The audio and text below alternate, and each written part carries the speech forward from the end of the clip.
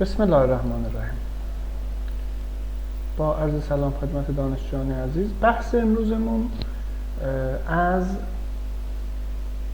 مبحث فصل 4 با عنوان منطق ترکیبی هستش. قبل از شروع بحث ما یک مروری بکنیم بر ساده سازی کارنو. حالا من در کلاس ها معمولا این دوتا سوال رو قبل از شروع درس به عنوان کویز مطرح میکنم. حالا برای اینکه وقت این رو نداریم من این رو خودم حل میکنم تا این بخش یک مروری بشه. ما دو تا ساده سازی از ما خواسته تو این بخش، دو تا تابع داده. تابع بولی گفته این رو چیکار کنید؟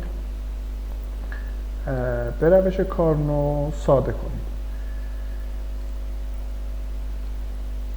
این تابع رو من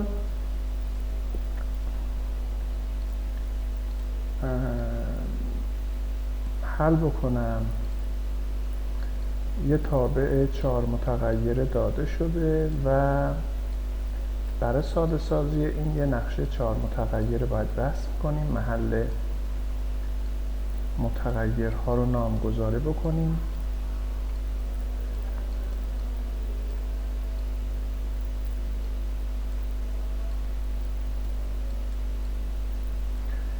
خب این تابع بر اساس مینترم ها و دوندکر ها داده شده.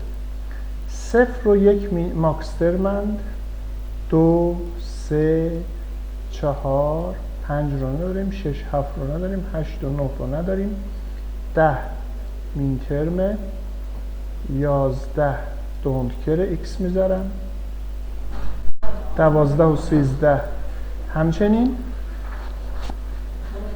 14 و 15 هم دوندکر هستند. 14 و 15 هم به عنوان دوندکر در نظر میگیریم. برای ساده سازی این ما به دنبال مینترم های همسایه 8 تایی میگردیم که نداریم. اینجا یک 4 تایی ملاحظه میشه. پس می نویسیم f مساوی ب پریم c به اضافه، اینجا هم یک 4 تایی داریم به این شکل. باز این رو هم می نویسیم ab به اضافه جمله این هم چی هست؟ به اضافه به س پریم د پریم. به این ترتیب f ارزیابی شد. حالا بریم سراغ بخش ب. بخش ب رو بخوایم انجام بدیم، من این بالای کادر باز کنم، یه نقشه 4 متغیره اینجا رسم میکنیم. حالا با رنگ قرمز رنگ و محل ABC رو باز تعیین بکنیم.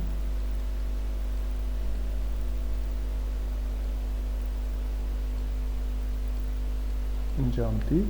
خب این بر اساس ماکسترم و دوندکرش داده شده.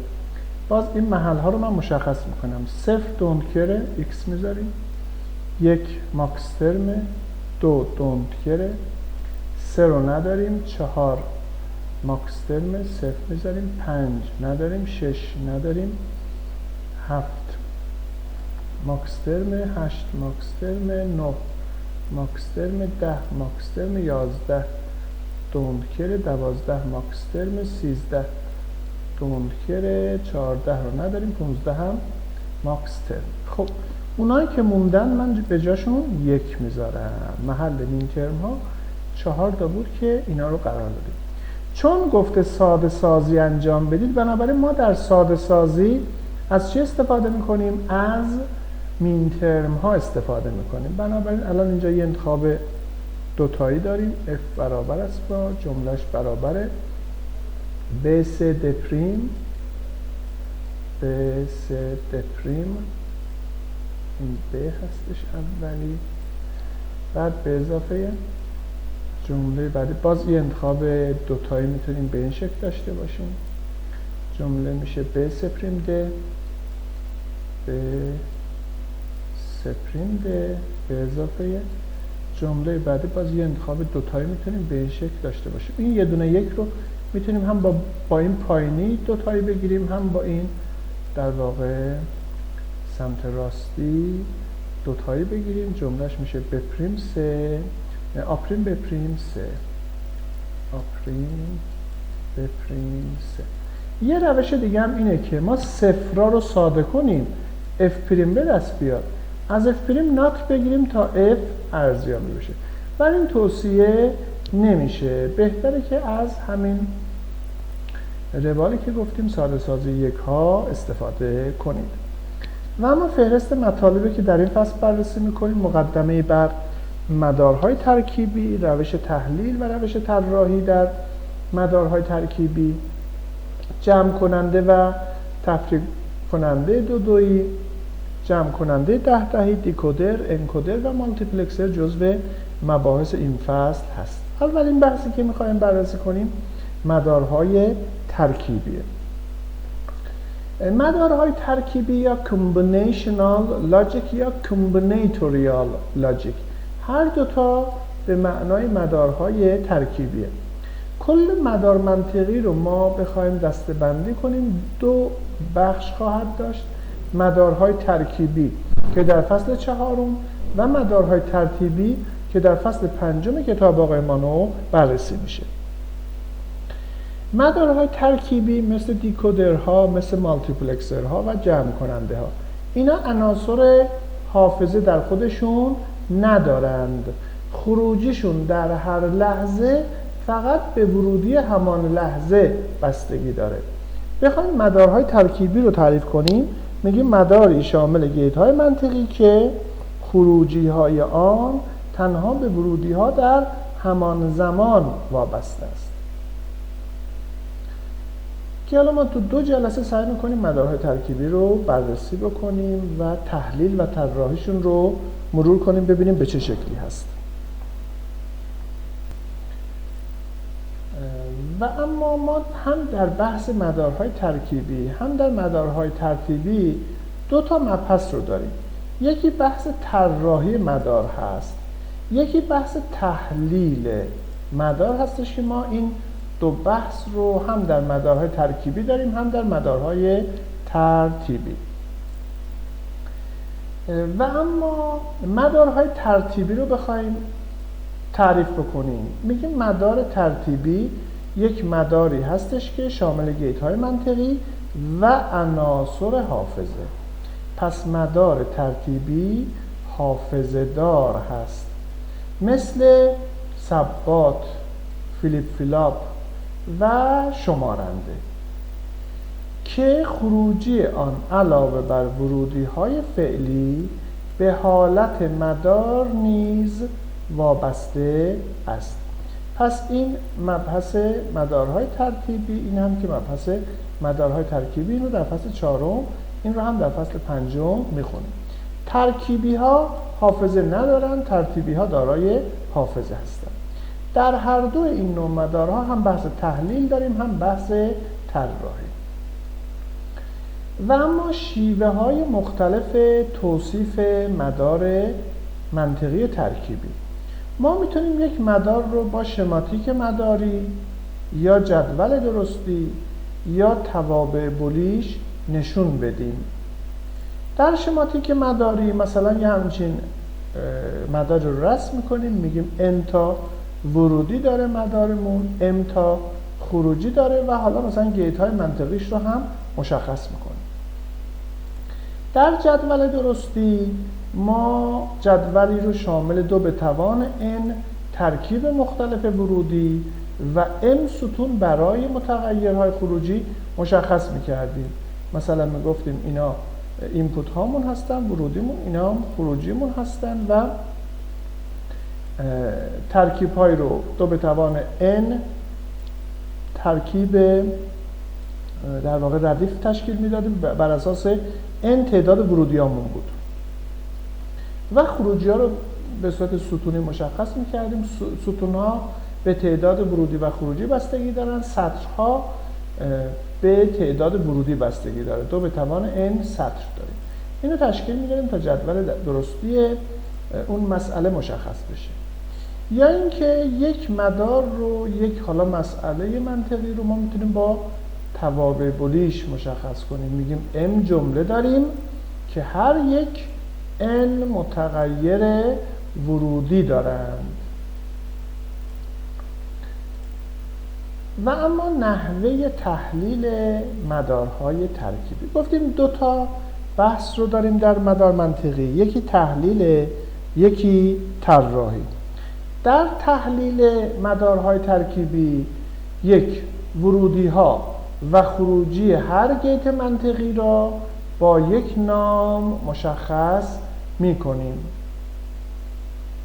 پس باید ورودی و خروجی گیت ها نامگذاری بشه. دوم، تابع خروجی هر گیت منطقی محاسبه می شود و این روال تا آخرین گیت ادامه پیدا می کند.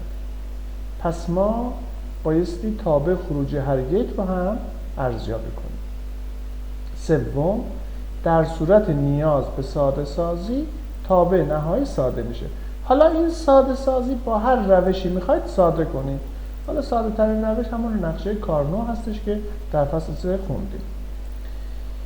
مثال بزنیم برای تحلیل مدار. میگیم در اسلاید 11 فایل دیجیتال 04 میگیم مدار منطقی شماتیک شکل زیر را تحلیل نموده و الف تابع های بولی F1 تا F2 به دست میده. به جدول درستی رو رسم کنیم.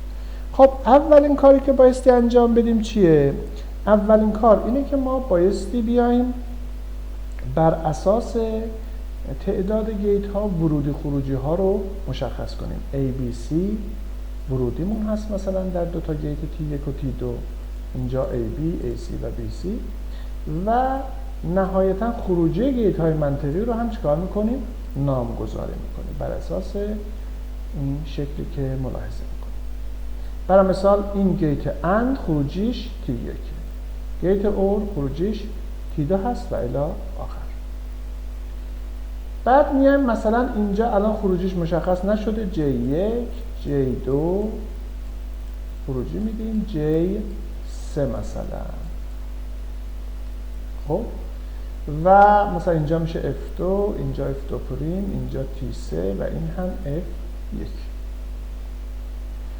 ورودی خروجی مشخص شد، میایم تک تک گیت ها رو ارزیابی میکنیم. این اند بین 3 تا ورودی A ضرب داره B ضرب داره C میشه تابع T1. این رو میریم سراغ T2 اور هست. اور ورودی ها رو با هم جمع میکنه. A به اضافه B به اضافه C میشه خروجی گیت T2 مینویسیم. F2 رو میایم ارزیابی میکنیم. خب اینجا خروجی این اند میشه AB، خروجی این اند میشه AC، خروجی این اند میشه BC و اینا رو با هم اور میکنیم.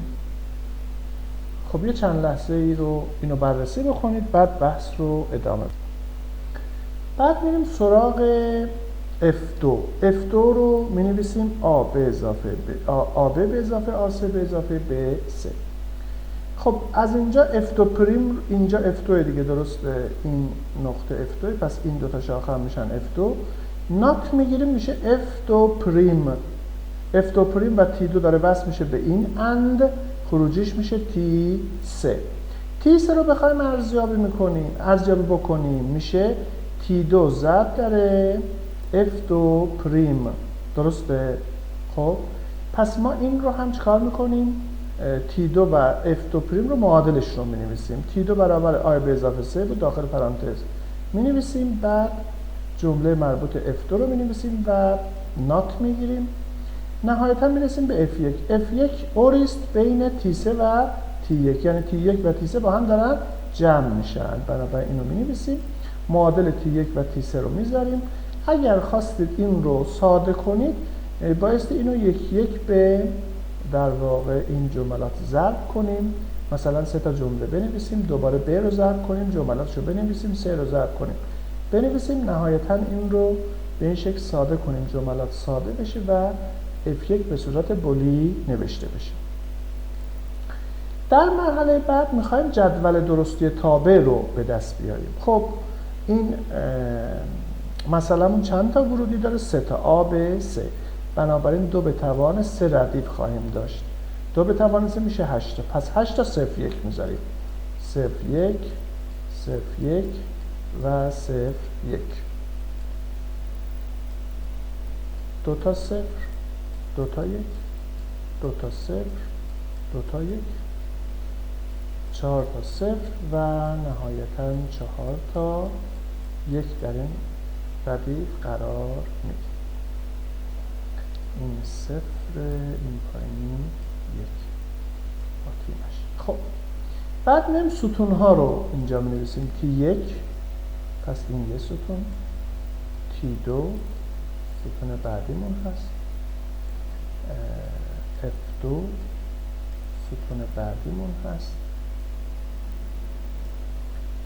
T3 ستون بعدیمون هست و نهایتا F1. حالا من T2 پریم رو اینجا نذاشتم دیگه، حالا نمیخوام زیاد بشه تعداد ستون هامون. T1 رو بخوایم ارزیابی کنیم، اند دیگه داره ضرب میشه. چه زمانی این 1 میشه؟ زمانی که همه ورودی ها 1 باشن، بنابراین فقط در این خط 1 میشه، تو بقیه مواقع 0 میشه. چرا الان تو این 4 سطر T1 0 شد؟ چون اند حداقل یکی از ورودی هاش 0. اینجا رو چک میکنیم 2 تا 0 داره، پس 0 میشه. اینجا این 0 0 میشه، اینجا این 0 0 میشه. تو ردیف آخر هر 3 تا 1 خروجی 1 میشه. گیت بعدی T2 اوره بین 3 تا متغیر A B C. اینها با هم اور شدن، بنابراین T2 رو بخوایم بنویسیم فقط در ردیف اول 0 میشه، تو بقیه ردیف ها 1 میشه. تو بقیه ردیف ها 1 میشه. چرا؟ به این دلیل که این گیت اور هست، تنها زمان خروجش 1 میشه که یکی از ورودی ها 1 باشن. اگر هر 3 تا ورودی 0 بود خروجیش میشه 0 حتما. و اما F2 رو بخوایم ارزیابی بکنیم، خب اینا 2 تا اند شدن. اگر در یه ردیف 2 تا از متغیرها 1 بود، این ستون 1 میشه. خب 3 تا سطر اول 2 تاش 1 نیست، بنابراین 3 تا اول 0 میشه. تو ردیف چهارم B و C 1 بنابراین 1 میشه. تو ردیف پنجم A و C 1. تو ردیف ششم تو ردیف پنجم فقط A 1. تو ردیف ششم A و C 1 پس 1 میشه. خب پس اینجا رو باید 0 در نظر بگیریم چون 2 تاش 1 نیست تو ردیف پنجم. بعد 3 تای بعدی هم 1 میشه. چرا؟ چون تو 3 تای بعدی 2 تا 1 رو داریم. T3 رو بخوایم ارزیابی کنیم، اندیست بین F2 پریم و T2. پس این 2 تا ستون رو من با هم اند میکنم، فقط F2 رو ناتش رو اند میکنم.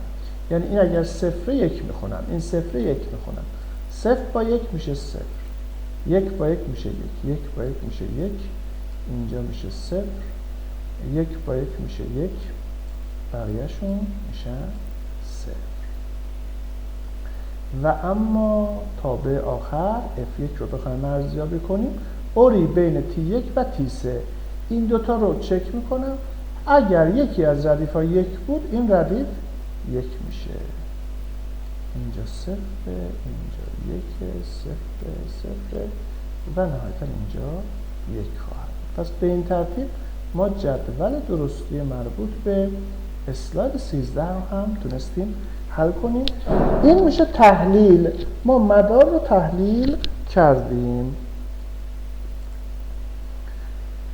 خب اگر در بحث تحلیل کسی سوالی داره بپرسه، اگر سوالی نیست عدد 2 رو تایپ کنید ادامه بدید. دوستان اگر سوال دارن بپرسن اگر سوالی نبود عدد 2 رو تایپ کنید. خب ما میایم نحوه طراحی مدارهای ترکیبی رو بررسی میکنیم. در طراحی مدارهای ترکیبی روش طراحی به این شکله که 1. ورودی ها و خروجی ها بر اساس مشخصات مدار تعیین میشه. ببینید ما برای اینکه یه مدار رو طراحی بکنیم، مثلا به ما یه مسئله میدن، میگن یه مدار طراحی کنید که فلان مسئله رو پیاده سازی کنه. بر اساس تعریف یا مشخصاتی که در صورت سوال مطرحه، ما اول مشخص میکنیم مثلا این مدار که میخواد فلان کار رو انجام بده چند تا ورودی و چند تا خروجی داره. خب و اسم ورودی خروجی ها رو مشخص میکنیم، مثلا n تا ورودی m تا خروجی. بعد میایم برای این مسئله نامگذاری میکنیم، مثلا میگیم a b c d ورودیامون، w x y z خروجیامون. بعد میایم یک جدول درستی تشکیل میدیم بر اساس مشخصات مدار. میگیم خب این که یک مسئلمون هست، ورودی و خروجی چطور رابطه دارن. یه جدول صحت رسم میکنیم، ورودی ها رو در یه سمت، خروجی ها رو در یه سمت. بر اساس مشخصات مدار 0 و 1 رو چکار میکنیم؟ اینجا قرار. 3. ساده سازی و به دست آوردن عبارت منطقی.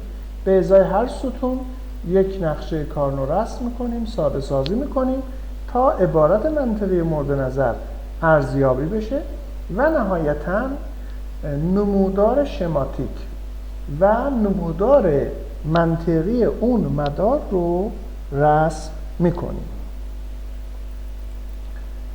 مثال: مبدل کد. مبدل کدی طراحی کنید که کد BCD را به کد 3 افزار تبدیل کند. ببینید ما الان میخوایم اولین مثال طراحی مدارمون رو بررسی کنیم. برای این کار ما اول میایم ورودی ها و خروجی ها رو بر اساس صورت سوال تعیین میکنیم. خب صورت سوال گفته یه مبدل کد. خب پس یک مثلا ما مبدل کد، یه بلک باکس داریم، یه جعبه سیاه داریم که کارش اینه که کد رو به هم دیگه تبدیل میکنه. چه کدی رو به چه کدی تبدیل میکنه؟ کد BCD رو میخوایم به کد 3 افزار تبدیل کنیم. سوال: کد BCD چند بیتیه؟ خوندیم دیگه کد BCD رو. مثلا میخوایم برای عدد 9 کد BCD بنویسیم، کدش میشه همچین کدی. تعریفش هم اینه: معادل باینری رقم‌های 10 دهی. بنابراین پس چون کد BCD رو 4 بیتی خوندیم، میگیم 4 تا ورودی داره، اسمشون هم ABCD میذاریم. بعد میگیم که خب این چند تا خروجی داره؟ 4 تا خروجی داره، W X Y و Z خروجی های مبدل کدمون هستند و چون 3 افزار 4 بیتیه، بنابراین این هم 4 بیتی در نظر گرفته میشه و اسم میذاریم W X Y Z. در مرحله بعد جدول درستی رو رسم میکنیم بر این اساس که خب در مرحله دوم گفتیم تشکیل جدول درستی میدیم. بر چه اساسی؟ بر اساس با صورت سوال. در سمت ورودی ها کدهای BCD رو می نویسیم، در سمت خروجی ها کدهای 3 افزار رو. ببینید این پس ورودیمون کد چیه؟ BCDه. مگه 4 بیتی نخواسته بود؟ بله 4 بیتی خواسته بود. این کد BCD معادل 0، کد BCD معادل 1 تا کد BCD معادل 9. دقت کنید کد BCD عدد 10 چی میشه؟ بخوایم کد BCD عدد 10 رو بنویسیم، من اینجا بنویسم، میشه 0 0 0 1 4 تا 0. کد BCD عدد 0 رو این پایین نوشتم، کد BCD عدد 1 رو اینجا نوشتم. حالا ما این سه تا صفر هم قلم بزنیم برای عدد 10 کد BCD چند بیتی میشه؟ 5 بیتی.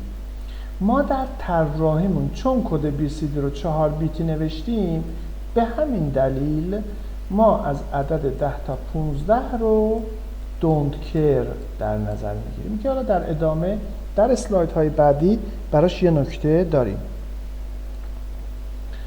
بعد میایم معادل کد 3 افزا رو برای عدد 0 می نویسیم. معادل 3 افزای عدد 0 چی میشه؟ 3 رو می نویسیم. معادل 3 افزای عدد 1 چی میشه؟ میشه 4. کد 4 رو، اینم کد 3 افزاست، پس اکس استوری رو هم اینجا نوشتیم. پس جدول درستی هم تشکیل شد. در مرحله سوم بر اساس این جدول درستی میایم ساده سازی انجام میدیم. توابع بولی رو به ازای هر ستون انجام میدیم. الان این نقشه کارنویی که در رو دیده میشه مال ستون ایکسه. چی کار میکنیم؟ 0 رو اینجا مینویسیم، این 1 رو اینجا مینویسیم به ترتیب مینترما. این 1 رو اینجا مینویسیم، دوباره این 1 رو اینجا مینویسیم، دوباره این 1 رو اینجا مینویسیم. این صفرها رو 4 تا صفر داریم، 0 0 0 0 مینویسیم. بعد اینجا 1 داریم، 1. خب مینترم 10 تا مینترم 15 چی میشن؟ x میشه. تو هر 4 تا هم به همین شکلی، هم برای جدول کارنوع W، هم برای x، هم y، هم z. این در واقع 6 تا مینترم چی هست؟ don't care در نظر گرفته خواهند شد. و اما برای W، برای X، برای Y و Z این توابع ارزیابی میشن و می‌نویسیم. من در اسلاید بعدی نقشه کارنوع این 4 تا خروجی رو رسم کردم، ساده سازیش رو انجام دادم. مثلا اینجا یه انتخاب 4 تایی داریم، جملهش میشه B3. دوباره یه انتخاب 4 تایی داریم، جملهش میشه BD. و یه انتخاب 8 تایی داریم که جملهش میشه A. و باز همین روال رو به این ترتیب برای بقیه متغیرها هم داریم و می‌نویسیم.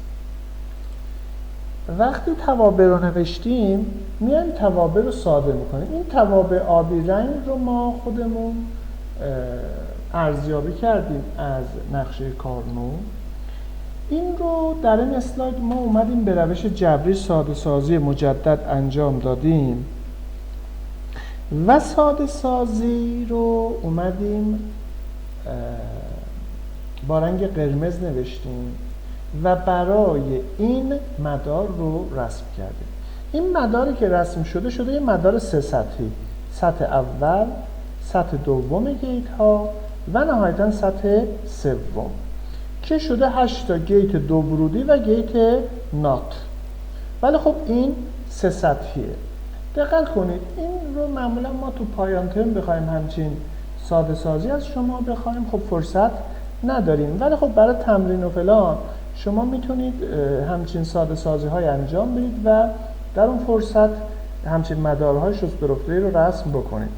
ولی چون برای پایان ترم حالا ما مثلا فرصت این رو نداریم این مدار قرمز رنگ رو به دست بیاریم، شما اگر همین مدار آبی رو براش رسم انجام بدید برای ما کافیه. خب چیه جمله؟ A به اضافه B3 به اضافه BD. برای همه اورها در طبقه دوم یه دونه اور رسم میکنم، خروجیش میشه W و به ازای هر جمله یه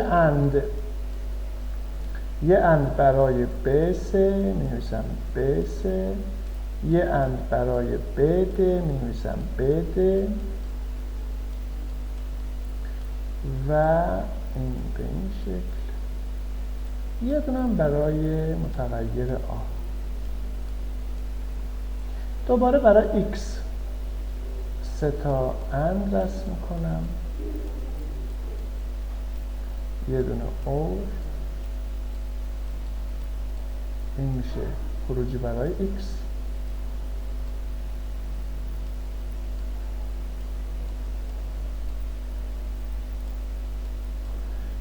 و این میشه بپریم 3 اینجا میشه ب پریم د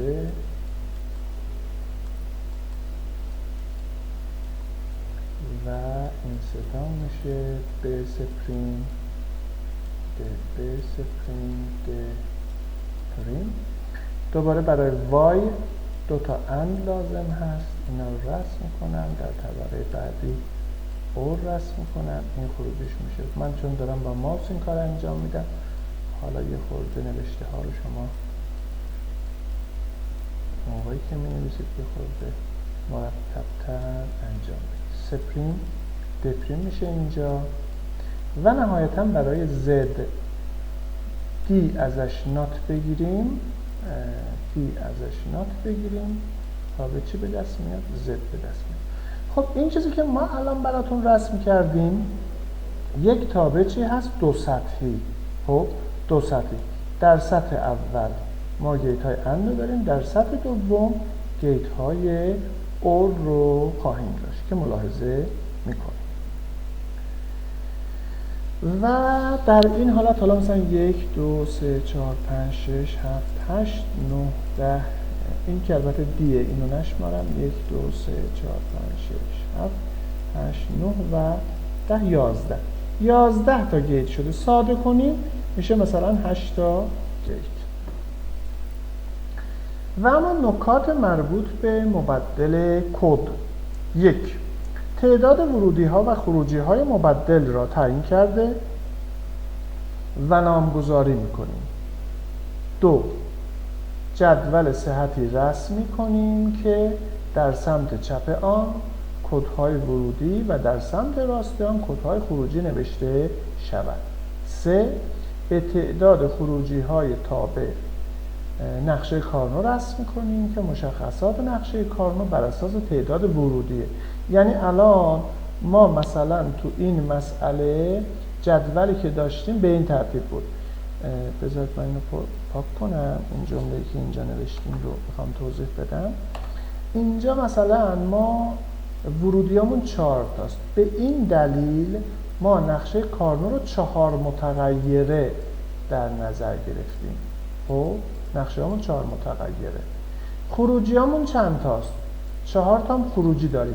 به ازای خروجی یه نقشه کارنو، یه دونه برای W، یه دونه برای X، یه دونه برای Y، یه دونه برای Z. پس 4 تا نقشه کارنو 4 متغیره. تعداد متغیر برابر با تعداد ورودیمون هست. اینجا این رو نوشتیم. 4.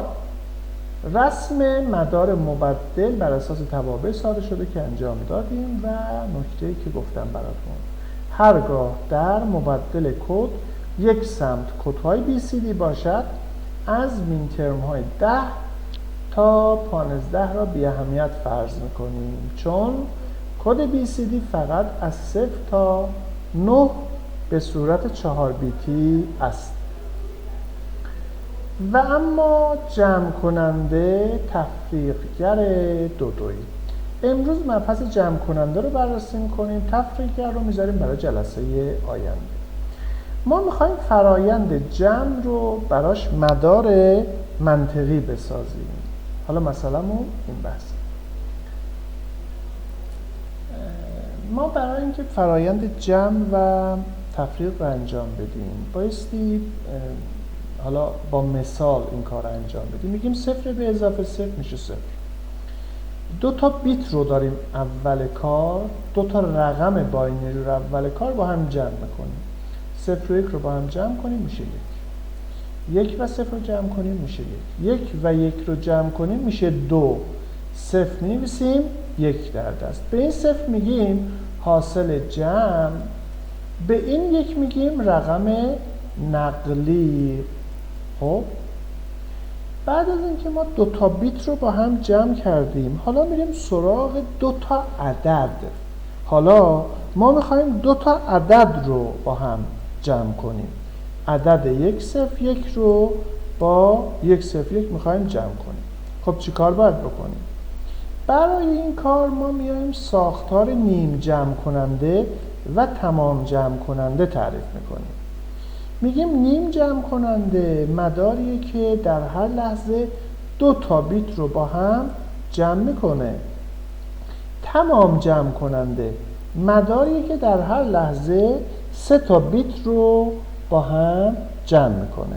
چرا میریم سراغ این داستان؟ به خاطر اینکه ما بخوایم 2 تا عدد رو با هم جمع کنیم نیازمند جمع کننده هایی هستیم که مثلا این 2 تا رو با هم جمع میکنند، بعد حاصل رو انتقال میدن، مثلا رقم نقلی رو میدن به بعدی، دوباره جمع میکنن انتقال میدن به بعدی.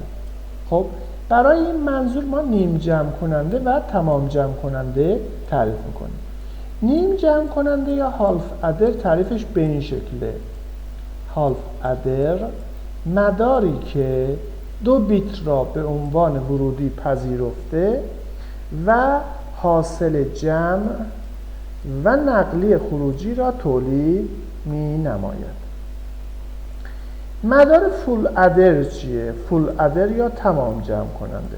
فول ادر مداری است که 2 بیت را به همراه نقلی ورودی با هم جمع میکنه. پس فول ادر 3 بیت رو با هم جمع میکنه، 2 به اضافه 1 بیت نقلی میشه 3 بیت. هالف ادر 2 بیت رو با هم جمع میکنه. در هر دوتا یه دونه حاصل جمع داریم، یه دونه اس داریم، یه دونه رقم نقلی به نام C. ما میتونیم تمام جمع کننده رو با 2 تا نیم جمع کننده هم بسازیم. به چه شکلی؟ میگیم هالف ادر نیم جمع کننده 2 بیت رو با هم جمع میکنه. مثال بزنم، مثلا میگیم رقم A به اضافه رقم B حاصل جمع رقم نقلی تولید میشه. به این جمع میگن هالف ادر. خب در تمام جمع کننده A B با X جمع میشه 3 تا بیت، بعد یه دونه S تولید میشه، یه دونه C. حالا ما میگیم این 3 تا بیت رو جمع میکنه، به این میگیم فول ادر. میگیم فول ادر رو میتونیم با 2 تا هالف ادر جمع کنیم. چطوری؟ A B رو با هم جمع میکنیم، حاصلشون هرچی شد اون رو با X جمع کنیم، شد 2 تا فول ادر. اینجا من بکشم، میگیم A به اضافه B مثلا S و C تولید میشه. این S و C رو مجددا جمع میکنیم با X. خب S و C نهایی به دست میاد. یه هالف ادر اینجا استفاده کردیم، دوباره این به اضافه این جمع هم یه هالف ادر دیگه است. پس ما با 2 تا هالف ادر میتونیم یک فول ادر بسازیم.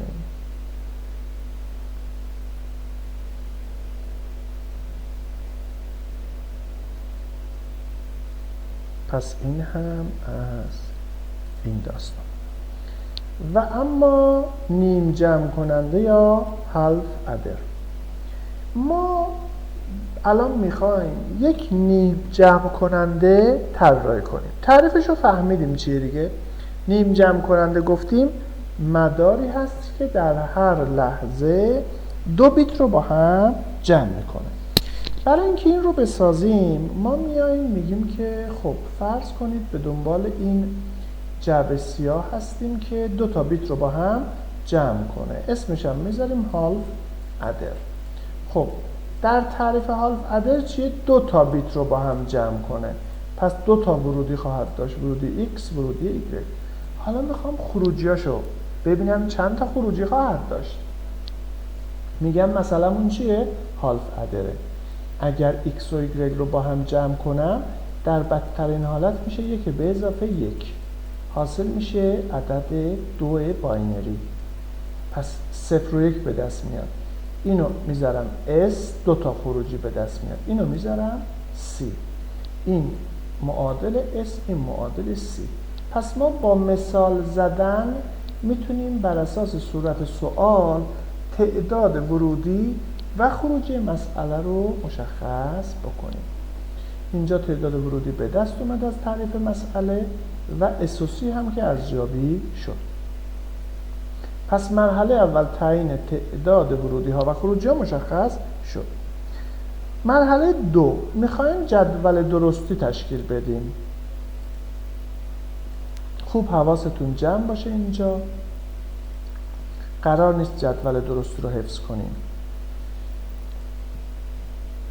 میگم چند تا ورودی داریم؟ 2 تا. ورودی ها رو در سمت چپ جدول می نویسم. چند تا خروجی داریم؟ 2 تا. یکی رقم نقلی رو نشون میده، یکی حاصل جمع رو. پس این رو هم خروجی ها رو هم در سمت راست می نویسیم. 2 تا ورودی داریم، پس 2 به توان 2 میشه 4. 4 ردیف رو مقادیرشون رو می نویسیم. 0 1 0 1 2 تا 0 2 تا 1. این از بخش اول جدول صحت. بعد میایم میگیم که اگر 0 و 0 رو با هم جمع کنیم رقم حاصل جمع چی میشه؟ 0. رقم نقلی هم نداریم. 0 به اضافه 1 میشه 1، رقم نقلیش هم 0. 1 به اضافه 0 میشه 1، رقم نقلیش هم 0. 1 به اضافه 1 میشه 2. 2 رو باینری بنویسیم میشه 0 1. یا حاصل میشه 0، رقم نقلی 1 میذاریم چون با هم جمع شدن. پس به این ترتیب جدول صحت هم به دست اومد. لزومی هم نداره ما این جدول صحت رو حفظ کنیم. نحوه در واقع نوشتنش رو یاد بگیرید. حتما هم همین مسائلی که امروز داریم طراحی میکنیم رو 1-2 بار بعد کلاس بر رو کاغذ پیاده سازی بکنید تا بحث رو خوب یاد بگیرید. بعد میایم ساده سازی و به دست آوردن تابع های بولی رو انجام میدیم. به چه شکلی؟ C و S رو با حالا جدول کارنو ساده میکنیم. اینجا 0 0 0 1. خب اینجا x، اینجا y. این میشه یه انتخاب تکی. جمله C به دست اومد. C میشه x در y. این رو ما چکار کردیم؟ نوشتیم. البته چون 2 متغیره بود و این جدول رو ما یادمونه که جدول چیه؟ شبیه جدول انده. بنابراین این دوتا با هم اند میشن و می نویسیم. حالا یا بر اساس اون جداول صحت گیت ها یا بر اساس نقشه کارنو میتونید این رو ساده بکنید. و اما اینم که این ستون رو هم اگر ملاحظه بکنید این مشابه اون ستون نقشه چی هست؟ ستون گیت XOR هست. ستون گیت XOR. بنابراین S XOR بین X و Y. یا اینکه ما برای S هم اگر جدول کارنو رسم بکنیم اینجا میشه 0 1 1 0. میشه 2 تا انتخاب تکی. 2 تا انتخاب تکی جمله‌شو بنویسیم میشه x پریم y به اضافه x y.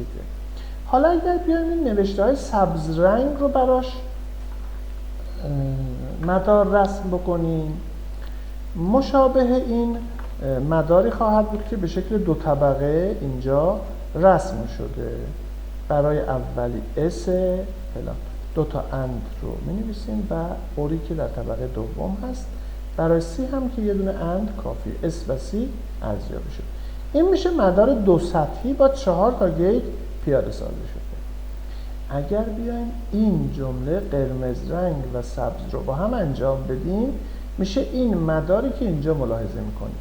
یه XOR و یه AND رو اگر ورودی 2 تا گیت XOR و AND رو به ورودی مشترک X و Y وصل بکنیم حاصل این میشه S. حاصل خروجی گیت XOR میشه S. خروجی گیت AND میشه C. و این میشه یک مدار هالف ادر که دارای 2 تا ورودی X و Y هست و خروجیش هم که S و C خواهد. پس هم این رو رسم کنید هم این رو. بهتره که این دومی که ساده تر هست با یه گیت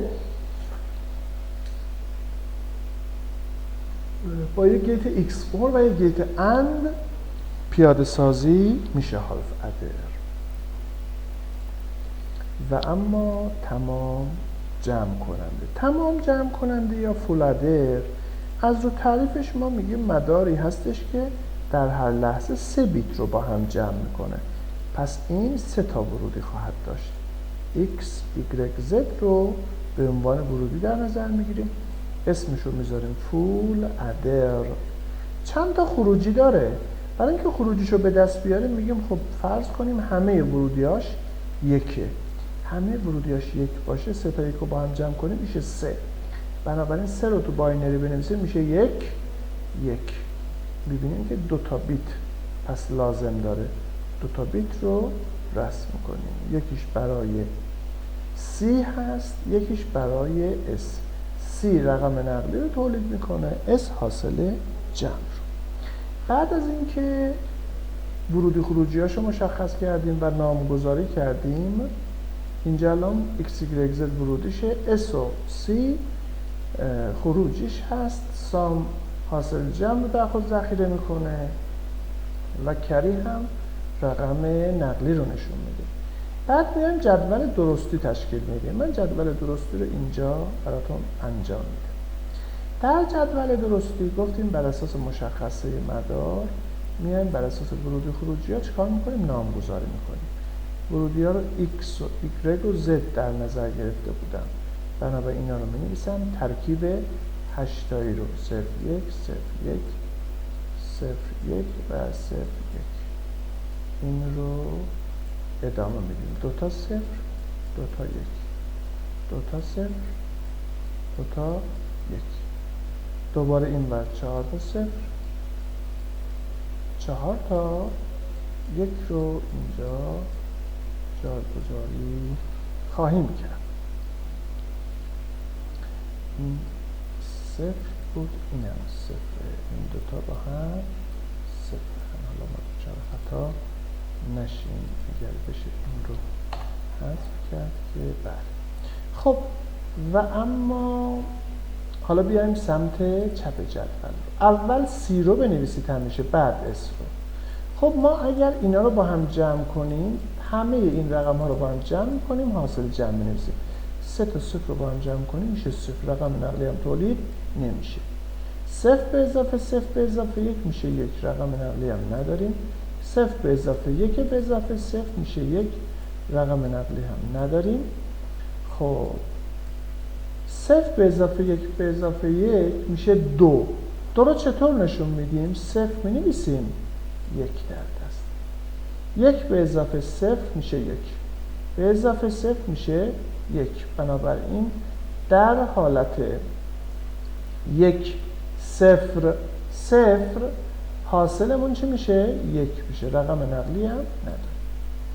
در حالت 1 0 1 2 تا 1 رو با هم جمع کنیم نتیجه میشه 0. رقم نقلی خروجی رو 1 میکنه. دوباره در مرحله ما قبل آخر ما چه کار میکنیم؟ 0 رو 1 رو با 0 به اضافه 0 جمع میکنیم. البته اینجوریه، این رو من دوچار خطا میکنه ما رو. این ردیفمون اینجوریه. 1 و 0 رو 0 رو انجام دادیم. 1 و 0 رو 1 رو انجام بدیم، اینجا حاصل میشه 2. 0 می‌نویسیم 1 در دست. این ردیف سوم اینجوریه. 1 به اضافه 1 میشه 2. 0 می‌نویسیم 1 در دست. 3 تا 1 رو با هم جمع کنیم میشه 3. 1 می‌نویسیم 1 در دست. پس بر اساس این صورت سوال ما جمع رو انجام میدیم. نیازی هم نیست چیزی رو از این جدول حفظ بکنید. ما با همین روش جمع کردن تونستیم این رو پیاده سازی کنیم. بعد از اینکه ما جدول صحت رو تونستیم رسم بکنیم، حالا میایم سراغ ساده سازی تک تک ستون‌های این جدول صحت. 2 تا نقشه کارنو رسم میکنیم. الان این نقشه کارنو رسم شده برای C. 0 رو اینجا می‌نویسیم، بعد این 0 رو میایم اینجا می‌نویسیم، بعد این 0 رو میایم اینجا می‌نویسیم، این 1 رو میایم اینجا می‌نویسیم، دوباره 0 رو اینجا می‌نویسیم، 1 رو اینجا می‌نویسیم، 1 رو اینجا می‌نویسیم و نهایتاً اینجا. خب میشه 2 تا انتخاب، 3 تا انتخاب 2 تایی. انتخاب 2 تایی جملهش میشه XZ، بعد یه انتخاب دوتایی دیگه، جملهش میشه XY و یه انتخاب دوتایی دیگه داریم، جملهش میشه YZ. حالا باز برای S هم به طریق مشابه یه نقشه کارنو رسم میکنیم. محله مینترما و ماکسترما 0 و 1 رو مشخص میکنیم. اینجا میشه 0 1 1 0.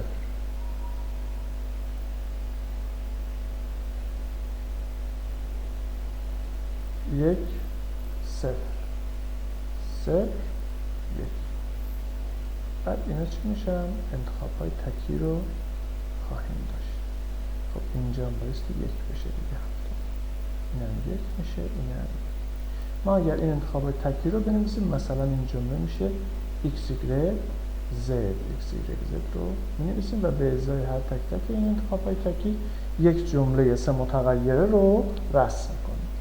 بعد از اینکه رسم کردیم، خب ما دو تا تابع داریم، تابع سبز رنگ برای C و S. اگر اینو ساده کنیم، توابع قرمز رنگ هم تولید خواهد شد که حالا ما با این ساده سازی کاری نداریم. به عنوان تمرین برای خودتون سعی کنید در این اسلاید 23 توابع قرمز رنگ رو به روش بولی از توابع سبز رنگ به دست بیارید. ببینید میتونید این کار انجام بدید یا خیر. بعد از اینکه توابع ارزیابی شد، میتونیم به شکل دو سطحی برای توابع سبز رنگ این دوتا مدار رو رسم کنیم. S 4 تا جمله ستایی داره، پس 4 تا گیت اند رسم کنیم، جملاتش رو وصل میکنیم و در طبقه دوم یه اور میکشیم، همه اندا رو وصل میکنیم تا خروجیش S رو تولید کنیم. برای رسم C به ازای تک تک جملات در تابع یک گیت اند میذاریم، در خروجی یه اور میکشیم، همه اورها رو به این وصل میکنیم و نهایتاً C به دست. این پیاده سازی میشه پیاده سازی دو سطحی با 9 تا گیت. خب حالا اگر بیایم این پیاده سازی در واقع توابع قرمز رنگ رو اگر انجام بدیم، 2 تا گیت XOR میتونن چی رو تشکیل بدن؟ S رو بسازن. الان XOR بین X و Y حاصلش رو اگر با Z XOR بکنیم چی به دست میاد؟ S. به همین ترتیبی که ملاحظه میکنیم. و 2 تا اند در مسیر این قرار میدیم، با هم اور میکنیم تا C رو بسازه. من این رو یه بار برای شما انجام بدم. گفتیم که این شکل هالف ادره. اینو X در نظر بگیریم، اینو Y، اینا رو با هم دیگه مشترکاً وصل کنیم به اند و XOR XY رو. این حاصلش میشه S، این میشه C. اینو بهش میگیم یه هالف ادر، یک نیم جمع کننده هالف ادر. ما اگر 2 تا هالف ادر رو به هم وصل کنیم، مدار پایینی به دست میاد. به چه شکلی؟ حالا من یه خورده کوچکتر اگر بتونم اینجا رسم کنم، میگم یه XOR داریم با یه اند که خروجی اینم وصل میشه به یه XOR دیگه و اندی که اینجا داریم. خب اگر سیستم اجازه بده، خب این خروجیش به چی وصله؟ X و Y. حالا من این رنگ رو عوض میکنم با رنگ سبز، مثلا Z رو وصل میکنم به این و خروجی این دوتا رو هم وصل میکنم به چی؟ به این انده. خب این رنگ رو عوض کنم، برگردونم. این دوتا رنگ قرمز و سبز هر کدوم یه هالف ادرن. یعنی الان اگر من بتونم این رو توی کادر بکشم، این میشه یه هالف ادر، این هم میشه یه هالف ادر. هر کدوم 2 تا ورودی دارن، 2 تا خروجی. خب این خروجیشه. پس این یه هالف ادر، ای بابا H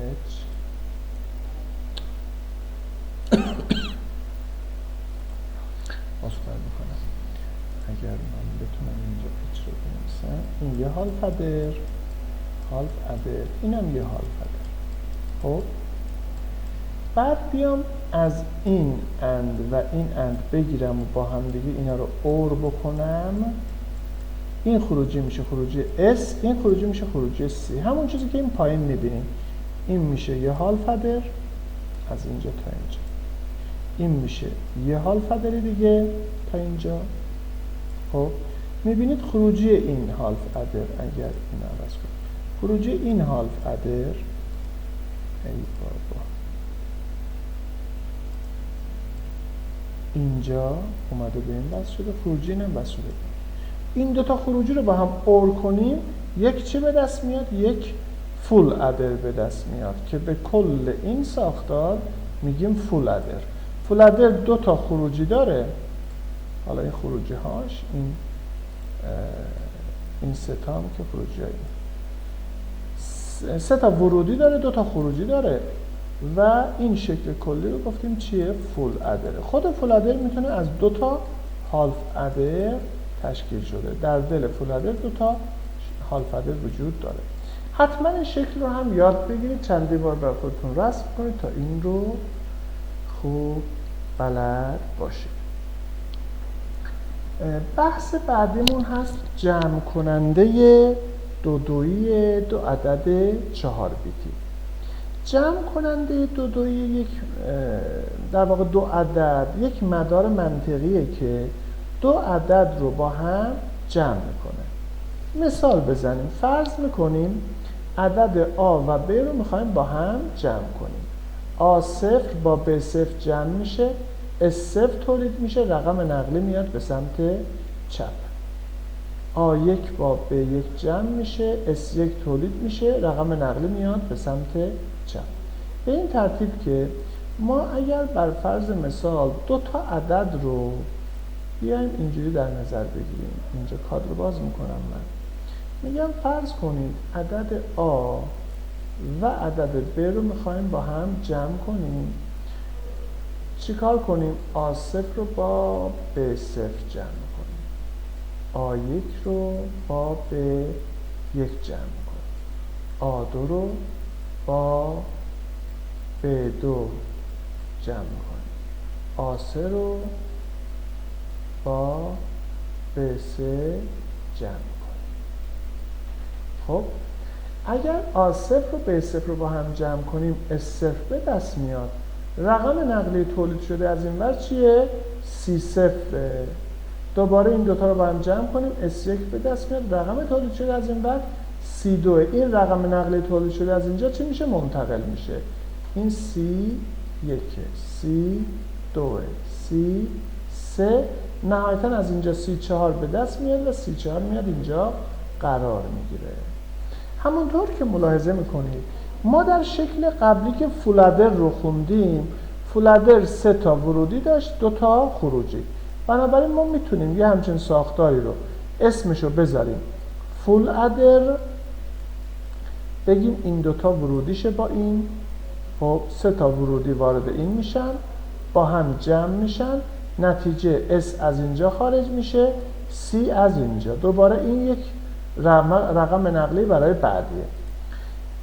حالا ما این مسئله رو وقتی به این شکل پیاده سازی میکنیم، میبینیم که هر 2 تا رقم رو با یه دونه فول ادر میتونیم پیاده سازی کنیم، چون یه رقم نقلی هم در نظر گرفتیم برای هر ستون. خب حالا اولیه با 0 وارد میشه، این 0 هم میتونیم C0 در نظر بگیریم به منظور مقدار اولیه.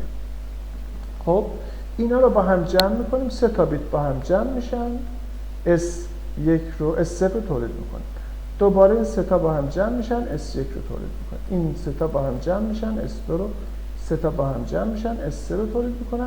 از آخری هم چی خارج میشه؟ یه رقم نقلی. با این ترکیب ما الان تونستیم یک مدار جمع کننده 2 عدد در واقع 4 بیتی رو پیاده سازی کنیم. حالا ببینید ما برای طراحی مدار گفتیم چیکار میکنیم؟ ورودی خروجیاشو تنظیم میکنیم. مثلا اگر ما میخواستیم برای همچین مسئله نقشه جدول کارنو رسم کنیم، میگفتیم خب مثلا یک جمع کننده است، یک جعبه سیاهیه که 2 تا عدد 4 بیتی ورودیشن، این 4 بیت، اینم مثلا حالا 4 بیت. خب 2 تا عدد 4 بیت، این 4 تا، اینم مثلا 4 بیت. خب بعد میگفتیم یه رقم نقلی هم براش وارد میشه، پس 4 4 1 جمعاً 9 تا ورودی داریم. اگه 9 تا ورودی داشتیم جدول صحتمون میشه 2 به توان 9 تا سطر، یعنی 512 تا بایستی سطر داشتیم. خب چند تا ستون حالا؟ اینجا چند تا ستون؟ خب اینا چی هستن؟ اینا پارامترهای مسئله‌مون هستن. خب من ستون که 2 تا ستون داریم دیگه، یکی برای C، یکی برای S. چند تا برای ورودی داریم؟ 4 بیتی اگر باشه A0 A1 A2 A3، 3 تا برای A، B0 B1 B2، 4 تا هم برای عدد بعدی، یه دونه هم مثلا C0. خب ببینید که خیلی چی میشه؟ تعداد سطرها زیاد میشه، 2 ساعت طول میکشه ما این رو تازه پر کنیم، اونم با خطا. به این دلیل ما این مسئله رو به صورت کلاسیک حل نکردیم و اصلا جدول رو بررسی نکردیم، بلکه به روش ابتکاری این رو پیاده سازی کردیم. پس شما در طراحی میتونید از این روش ابتکاری هم استفاده کنید برای حالا بقیه مسائلی که دارید. و اما اسلاید 26 و 27 و 28 که بخش جمع کننده با پیش بینی نقلیه، این رو من ازش سوالی طرح نمی‌کنم، به اختیار خودتون از اسلاید و جزوه این بخش ها رو مطالعه میکنید، اگر سوالی داشتید میپرسید. اسلاید 29 تفریق 2 رو میذاریم برای جلسه آینده.